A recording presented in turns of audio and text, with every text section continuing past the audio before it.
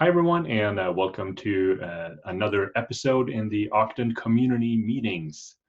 Today is February 12th, 2020, and we've got a packed agenda here. I'm going to share my screen so you all can see the agenda. And if you have any anything that you want to add into it, I'm going to share it in the chat as well.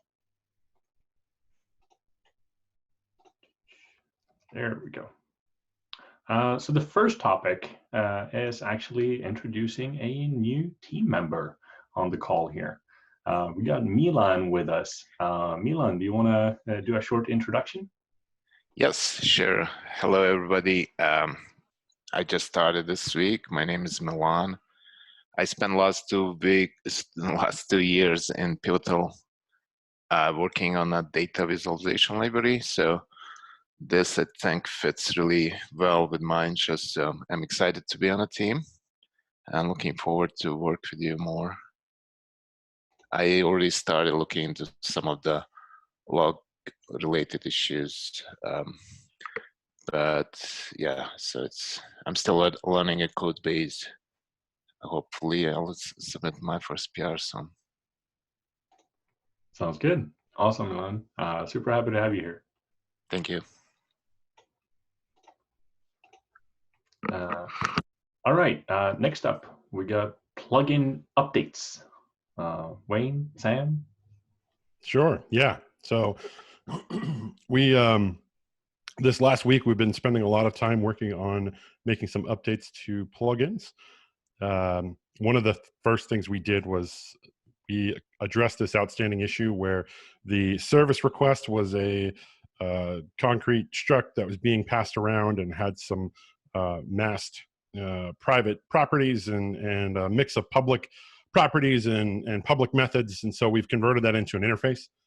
This allows for better unit testing, as you can just supply a mock or a fake for the service request into your handlers now. And it'll continue to be the place where we are able to make API changes as well as version and pin things on the request. So that is currently in master and will be part of the next release. That is a breaking API change for plugins. The path property, which you used to access directly, is now accessed through a path method. It still functions in the same way, but that is now a method instead of a property. The next thing we did, this is something that Sam worked on, was the get method for the dashboard client.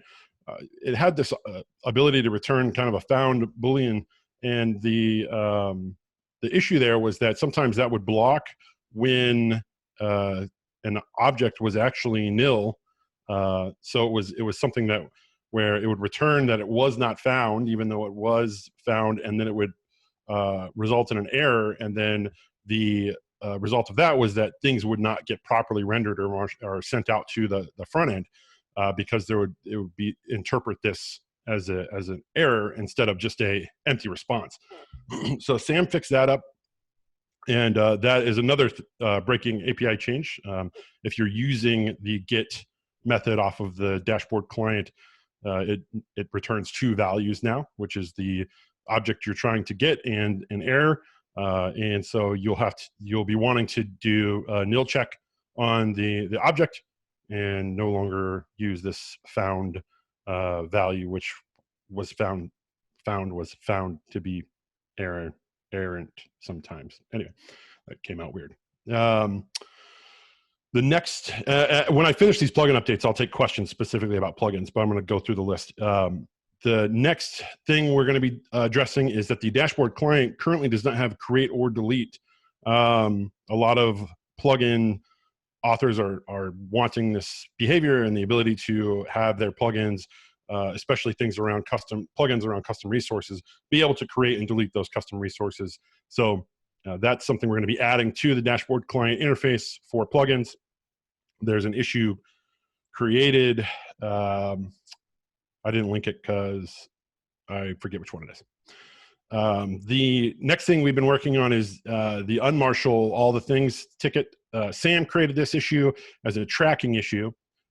This ties into a lot of the things that people have mentioned where they're trying to use button or button group, or they want to use a embed a form, or they want and those things aren't rendering. Like there's no errors, everything looks fine, but they're not rendering when they go to view the content response for their plugin. And the reason this was happening is because we have an unmarshal.go file, which actually maps all of the types that we support and allows them to be unmarshaled from JSON back into concrete objects. Because the communication between plugins and Octant is done over gRPC, what we do is we take that response from the plugins and we hydrate them and then put them onto the stream. So if we can't unmarshal those things from the plugin data, then we can't actually send them out over the stream. So Sam and I have been working through the list of items, deciding what is and what isn't going to be part of this kind of refresh of the plugins. And we're just checking those off as we go. I think we have a few more that we have to make some decisions on. But there was a couple that have already been landed. Button group was one, and Sam took care of, Sam, which one did annotation? What did you do? Yep, annotations yes. and yes. And not terminal, the log. Yes, component. And the log component. That's right. Yeah. So yeah, annotations, log component, and button group is now available to plugins, and the rest will be decided on and coming soon. And the final thing that I wanted to call out was there's been a few tickets opened about how do I create a plugin that can handle custom actions. So I created an example plugin that does just that. It does it in two ways. One is where it actually will present the user with a form, and they can enter a value, and then that value gets stored into a temporary cache in the plugin, and it gets rendered out into the content response. And then there's also a action for clearing the cache to remove all of the items at once. So you can take a look at that if you're interested in getting custom actions into your plugins. This should give you a good idea of how to kind of write those and the conventions involved there. So that's it for the current update on plugins. Are there any questions or the things that people want to know more about?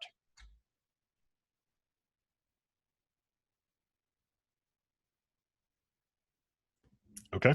There is one go ahead, component. I believe it's I think it's still the log component. There was a request from, I believe, Jason from the Tecton team. He wanted to, he thought that the log component currently requires too much information. You actually need to know what the containers are before you actually create that component.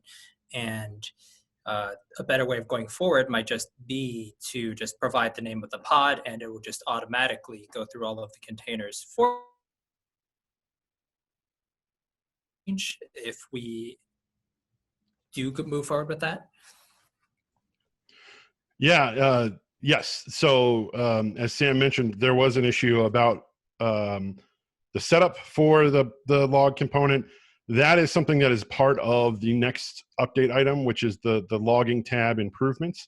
I agree with Jason's request. I think that you do have like the fact that we have to go make a request to get a list of the containers and then make another request to generate the component with that list, even when what you want is just by default to have it do all of the containers, which makes a lot of sense. So that is part of the logging tab improvements, that 660 for the logging updates.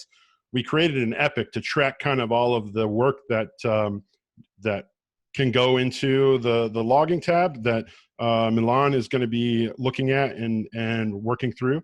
There's quite a few things that have come up as we started to look into the logging tab. Being able to have all the logs be viewed at once, defaulting it so that all of the containers are populated so you don't have to specify the list, being able to search and filter the logs, being able to have the anti-escape codes in the logs just like we do for the terminal, being able to pause the logger, ensuring that the logger is scrolled down to the bottom on the initial load where you might already have some data that has been put into the stream. And then also being able to view multiple logs at the same time. So I think someone called it log aggregation. I'll probably rename the ticket because we're not actually going to physically do anything. We're really just going to display them at the same time, and that'll kind of be one of those, you know, they'll have a tag, they'll have a timestamp, they'll say what container they're coming from, and then you'll be able to use the filter to kind of further reduce it down. But that'll all just be a visual thing. We won't actually be doing any type of coalescing of logs. So yeah, there's a whole update coming for logging, and it should make things a lot better with respect to making it usable and functional for people. One of the other things I wanted to call out is there was an issue open specifically about virtual nodes running on AKS, the Azure Kubernetes service. And I'm looking at that right now and have been able to, I don't have access to Azure yet. I'm working on that, but I have been able to kind of walk through the code, and I think I know why it's happening. So that was issue 649. It looked like it was directly impacting somebody. So that'll be resolved fairly soon as well. So.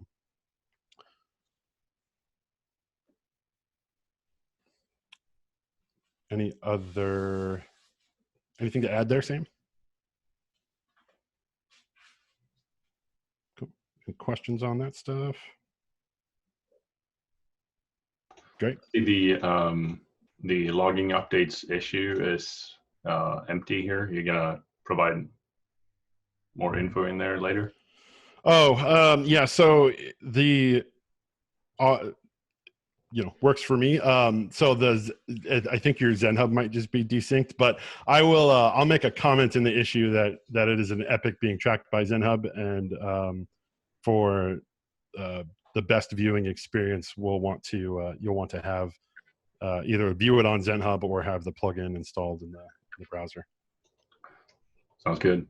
And yeah, I don't know why I'm not logged in here, but yeah, that makes sense. Thank you. And since we're on that real quickly, I have a PR up that kind of that outlines the details of how our ZenHub lanes work, and also points people to the browser extension, and that is part of the contributing markdown that's in the repo. So once that lands, people will be able to have a better just understanding of the tooling we're using to kind of track the project and get work done. So. That sounds awesome. Yeah, make it easy for everyone to see it. Thank you.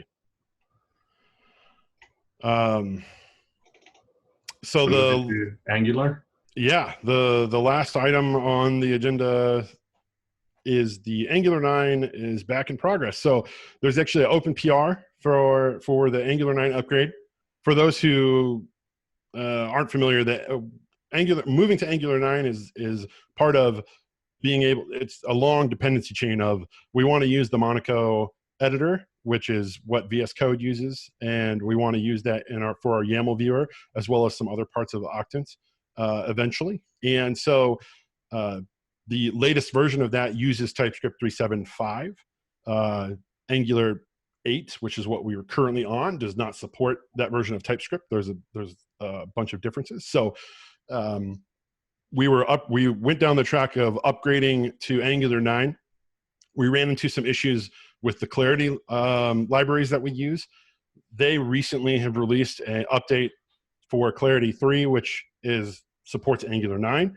So now we are back able to start the process of kind of getting an early adoption of Angular 9, even though both the Clarity 3 and the Angular 9 were using the next there's a convention within an NPM where you do --next, so you get the latest thing. So we're using that convention to do this upgrade, but all of the data transformations and all of the small minor things that need to happen so that we can be ready for when Angular 9 does their official release are part of this 665 issue.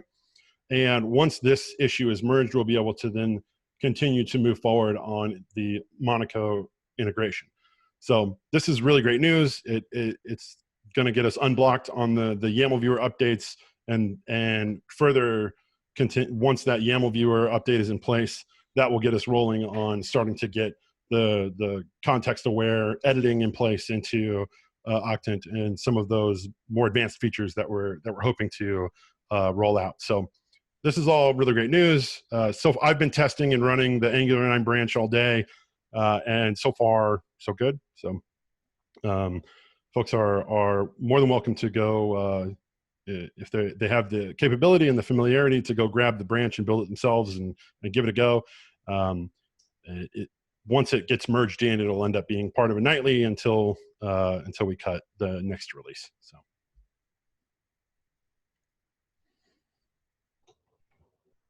Awesome. Any questions, comments on all of these items here? Sam? Yeah, one more comment on Angular 9. So one thing that Angular 9 would be super helpful for Octant is the ability to lazy load components. And this is pretty big for us because stuff like Graphiz and the D3 library actually takes up a lot of our current bundle size. So if we can lazy load the entire JavaScript needed for the resource viewer, that's almost more than half of our, or I wouldn't say more than half, but that's roughly half of our JavaScript bundle, which is pretty significant if we can get that off the ground. So I'm not too familiar with how it works at the moment because I'm not, I don't work in Angular too often, but I think it is also an open call to the community where if someone does know this very well, this is probably something that we'd like implemented as well.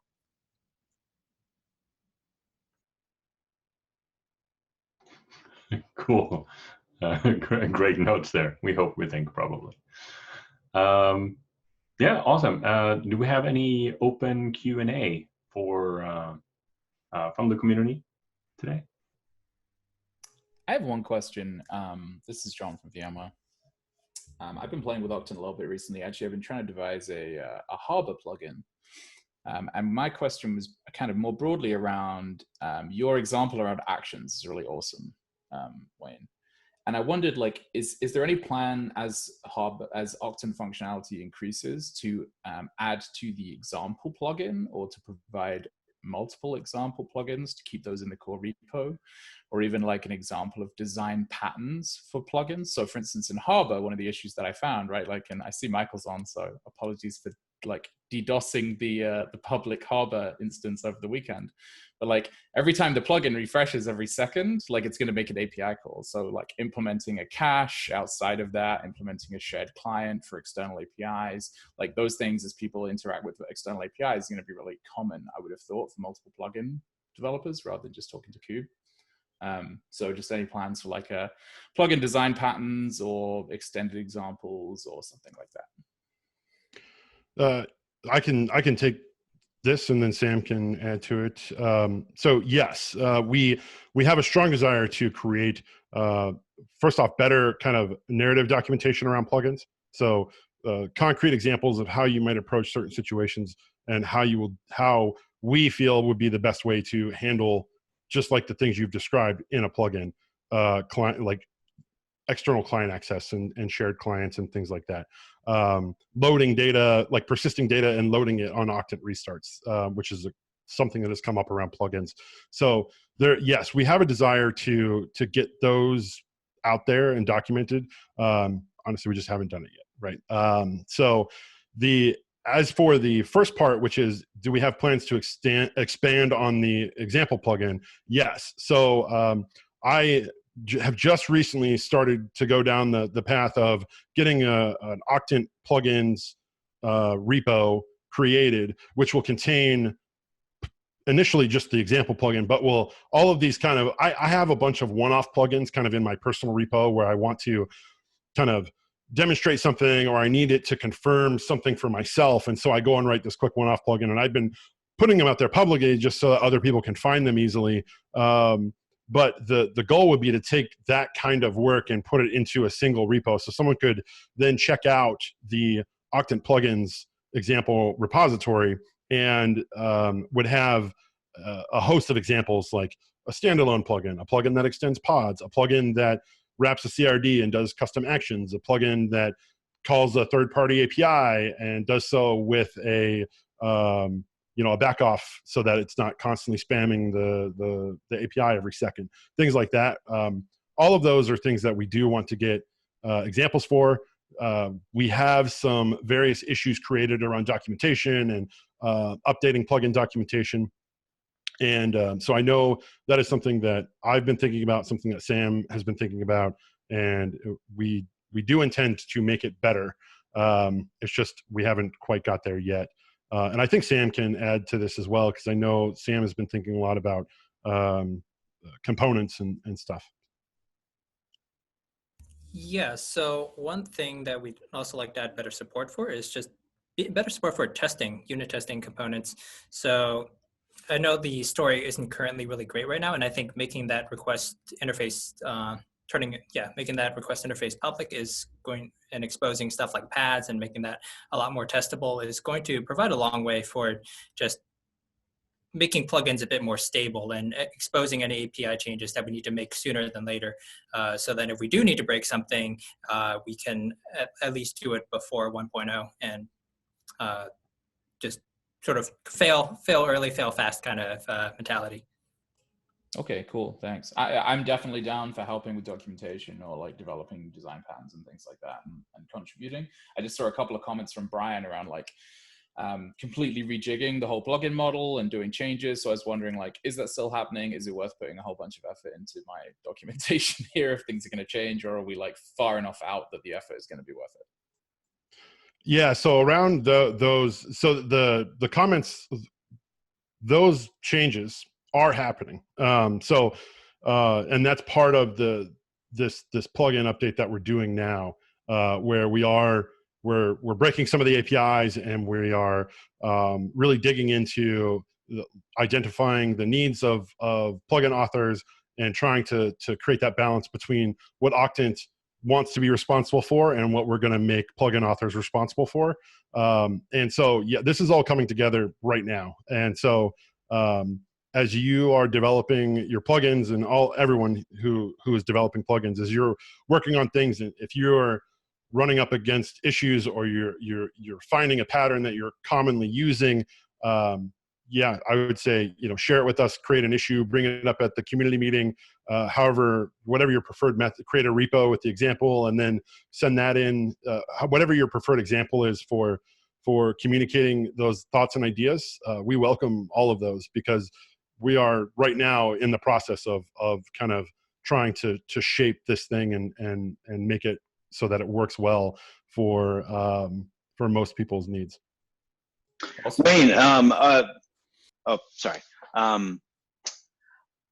Is the plugin GitHub reorganization and the additional examples and such, is that documented in the GitHub issue currently?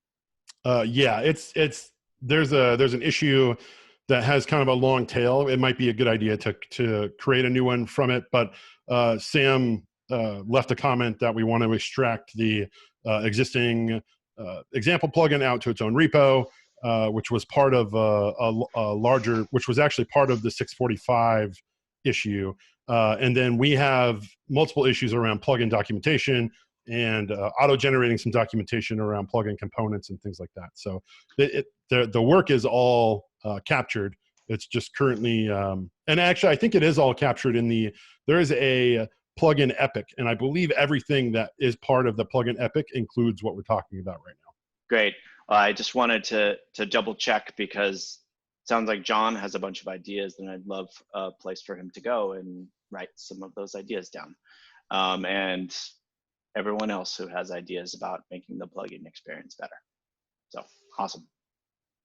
Actually, one of the things I would add is, now that we have Milan on the team, looking at this through a fresh set of eyes, maybe Milan can help work on some of the plugins, and coming from a new person's perspective, we're going to probably identify a lot more things that make sense to someone that's been working on the project for a while. So maybe that's a good opportunity for us to improve documentation and how-to guides. Yeah, sounds like a good idea. I'll definitely take a look. And John as well. John working on the Harbor plugin. We love all of your experiences, John. Thank you. I would also say that most of our stuff for plugins is driven by the community members who aren't working on Octant day to day. So we like the perspective on plugins is generally already coming from a point of view that is not someone who's in the trenches working on Octant daily, which is why it's shaping up so well.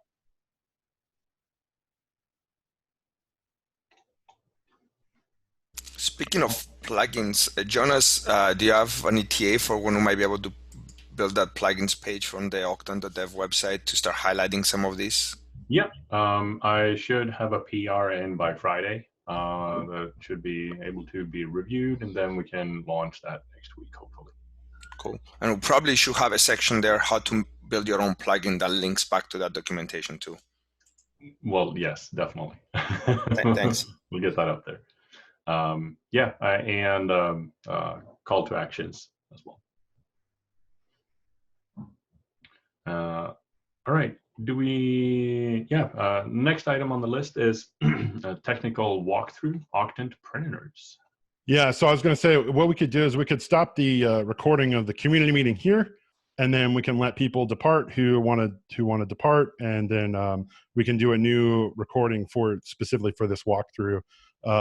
That way, people don't have to. It's just easier to timestamp things and share it around. Yeah, I can just keep the recording on and just you can cut it later. Okay. So